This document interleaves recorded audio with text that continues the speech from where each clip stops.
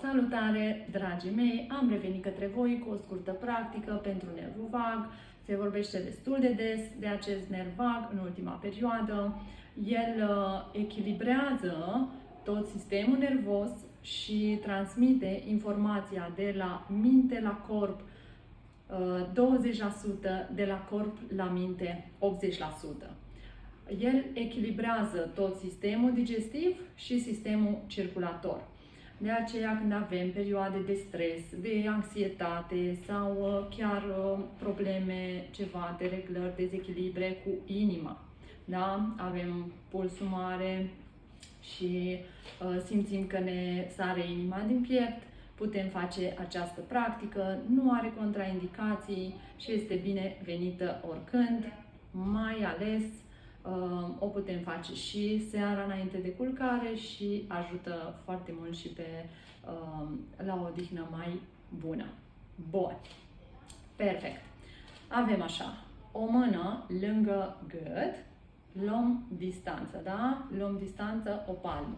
Mâna dreaptă se duce către umăr, da? La capăt. Bun. Vom bloca pielea cu mâna dreaptă, cu degetele. Dacă alunecă degetele pe piele, putem face pe tricou sau luăm un șervețel, da? Bun, blocăm pielea. Cealaltă mână vom împinge bărbia către dreapta în tavan, vom îndoi genunchi și vom răsuci trunchiul. Aici vom avea la fel 3 respirații pe gură, 3 pe nas. Bun, deci îndoim ușor genunchi, mâna dreaptă pe umăr, împingi, te rog, bărbia în tavan, da? Privirea în tavan, răsucește trunchiul și de acolo respirăm.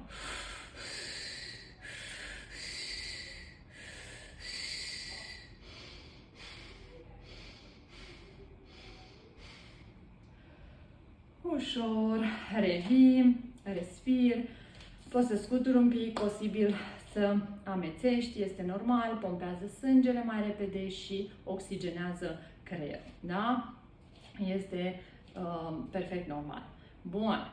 Mâna stângă pe umărul stâng, la fel o palmă distanță de la gât spre umăr.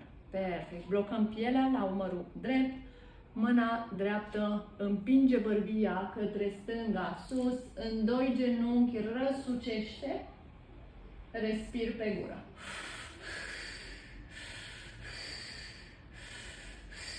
Pe nas.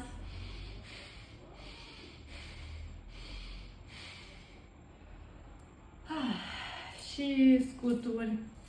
Respir. Te hidratezi bine, da? Aer curat și să vă fie de bine.